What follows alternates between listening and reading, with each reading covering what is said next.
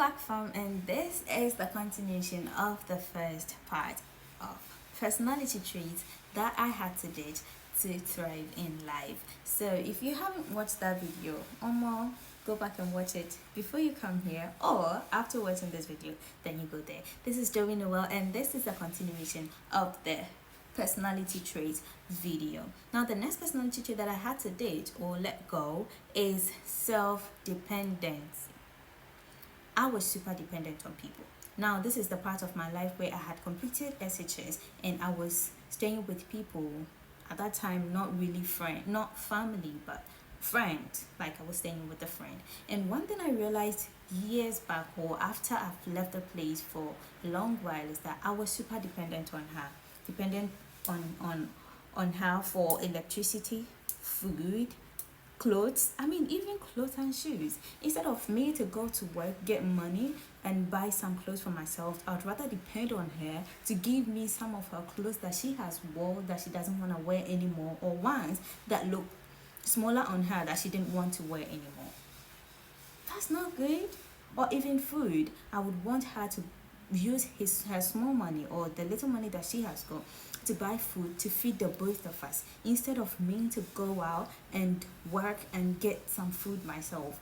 Just for the food that I sometimes used to buy some, but it was not always, and I was still depending on her. What bills? The light bill that we were supposed to pay, she was paying it herself. Though she's way older than me, but it still didn't matter. I was supposed to do something, and because I didn't do something and I depended on her, I became a burden to her.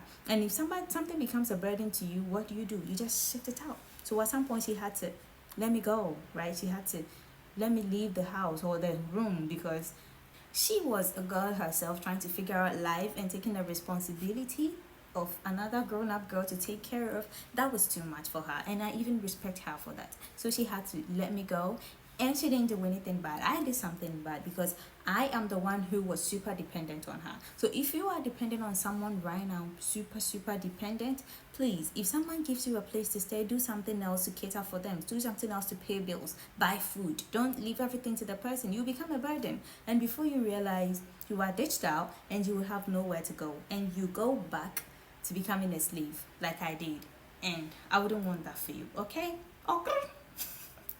Another thing that I had to ditch that you have to let go is saying sorry even when you are not wrong. Don't say sorry when you are not wrong. Don't say sorry when you didn't do anything. I know sometimes you just want to create peace once in a while, it's fine, but I had to accept, well, I didn't have to, I chose to accept people's mistakes as mine and apologize for them. And you know what? That made me a fool every time. The girl that will always be blamed for anything. I mean, let's just put the blame on Josephine. She let's put the blame on her. And every time they put the blame on me, even when I didn't know anything about it. Let me tell you a story. So I was with one sister. I was staying with my auntie, and she had a girl who was almost at my age. This girl had a boyfriend. We were pretty young, and I didn't know what boyfriend and girlfriend is like. I didn't know much about it. So this girl had a new boyfriend or something, and the guy came to the house around 12 a.m. Imagine, where the parents were asleep and stuff. So this guy came there. He didn't enter, but the girl stepped out to meet him right in front of the house. And I don't know what happened, but this auntie of mine came out of the room and saw that there's light on in the hallway. So she came to church and she realized that the outside door was opened, and that is where the problem started. Guy, if I tell you that I am the one who was blamed and I got beaten with a broom for it, you won't believe it. Why? Because I always accepted it. Even when the girl was doing something wrong, I got punished for it and I accepted it. And I always kept quiet on it. So they kept doing it to me. And it didn't just end at the beating. News spread. It looked like I am the one who was rather giving the girl boyfriend. Meanwhile, I didn't know how to be with a boyfriend at that time myself. And I didn't know how to be with a boyfriend myself, but I was blamed for giving her a boyfriend, even though I was not the one who gave. And I was super terrified. I was mad. I was angry. So I was doing something and I was not careful with the knife. So I cut myself. Yes, because I accepted it. because I let them do it to me so many times, several times, that it didn't go well. So please, if you know you didn't do it, just say you didn't do it. Let them not believe you. That is none of your business. It is none of your business if they don't believe you. All you have to do is tell the truth. I didn't do this. Let them not put it on you. Don't apologize for not doing it or for someone else doing it. That is not your business. Mind your business. And your business is to keep yourself safe. Your business is to keep your heart safe. It's to keep your body safe. Don't get caught like I did because of something, because of somebody else's mistake. Please don't. Okay. Next thing is, I had to avoid most of my emotional reactions. Trust me, girl, your emotions don't matter that much. And I'm saying girl because girls are the ones that are known to always express our emotions, right? The little things hurt us and we just want to show. We want to cry, we want to be sad, we want to be in sorrow. But your emotions don't matter. I'm sorry, this might be a bitter truth, but I learned it the hard way too. Your emotions do not matter most times, especially in workplaces. Let me tell you, once in my life, I was about 22 years or 21. No, I was 21 years, and I was looking for a job to save and get back to school. So I went to this company. They were producing t-shirts. They were making things in t-shirt like this one, right? They were printing in t-shirts like this. So I went there. I met the man in charge. I don't even remember whether he's the CEO of or whoever, but he was the owner. I think the owner's husband or something. So I met this man and he wanted to interview me, right?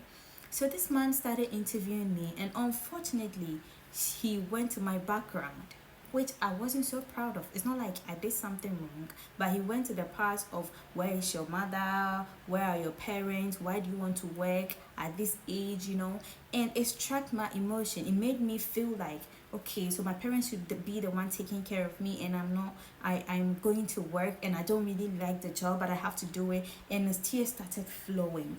And at that point, they were like, okay, this little thing is making you cry. This little thing, just me asking you, why do you want to work here? Why we should pick you? And it has struck all this emotion. I'm sorry, girl, we can't work with you. And yes, I'm not kidding. They didn't pick me. They didn't give me the job. I had to go back home and then just sit and look for another job. And I realized that it wasn't the first time, right? There are so many places that I had been that my emotions didn't allow me to be there. Especially at workplace, you can't be at work and you are all about my family. Even if you're working with your family, you're working with your boyfriend, your husband, know how to put your emotions aside when you are at work. Focus on work. Let it be professional. Don't allow all your emotions in it. I'm not saying that don't feel them. We are humans. We have to feel the emotions, right? But know when to show them. Know when to let your emotions show. That is what we call emotional intelligence. I had to watch videos on it. I had to go online, go on YouTube, go on Google and research and search on so many things on how to be intelligent emotionally. And I would expect you to do that. I will urge you to do that too. If you are an emotionally unintelligent person, you don't know when to show emotions, you just cry anywhere, you just feel bad anywhere, you feel sad anywhere, and everybody around you, everyone in the room will know that this girl is feeling this way. No, you have to work on it. Okay. The next trait is, don't take things too personal, because mostly it's not about you. And I repeat, mostly it's not about you. It's about who they are and not who you are. Most people will say you stuff about you and things that are unpleasant about you because they want to bring you down. They want to keep you down the carpet. They don't want you to come up. They want you to feel so bad of yourself, so small of yourself, so that you will keep being down and not want to come up. And it's not your fault that they are like that. It is their insecurities. So don't sit there and make them put their insecurities on your life and make your success delay. Okay, I made it happen to me a lot of times. I took things too personal. When somebody said this thing to me and I'm all over the place with my emotions, because why would you say that I'm disrespectful? Because I know that deep within me I'm not disrespectful. So why? This is how I learned that most of the things that they say is not about me. and it's about just who they are. Back in SHS, there was this teacher. I'm not gonna mention names because those who know him. He is one teacher who likes to be with little kids. He had a wife and kids, but still he will be with the young students, the girls who will give him the chance to be with. And you know what I'm saying, right? He'll be having an affair with them, be sleeping with them around in school and outside the school, taking them out, even though it's against the rules and all that. So this teacher came up to me. He wanted to have that thing with me too, and I turned him down because I don't do that. I don't do that. I respect myself too much to do that. So when I turned this teacher down, I think it hurt his guts, and he called me disrespectful. He told other people that this girl is disrespectful, and those people were even shocked because they know me to be someone who was very quiet on campus. I am not one who you see talking that much. So how did he get to know that I'm disrespectful? And for the first time, that disrespectful word did not hurt me. You know why? Because I was like, why the heck does he think I'm disrespectful? And I sat down and asked myself, am I truly disrespectful? I got the answer no, from an honest way. No, I am not disrespectful. So then why is he calling me disrespectful? That's because what I did, the road or the path or the decision I chose to not be with him, to not go and have those affair with him on campus as a teacher and a student, hurt his gut, and so he called me disrespectful. Most of the things that they say about you, it's not about you, it's about them. So let them have it. Don't let them bring it into your life. Just forget about it and live your life, my darling. Okay?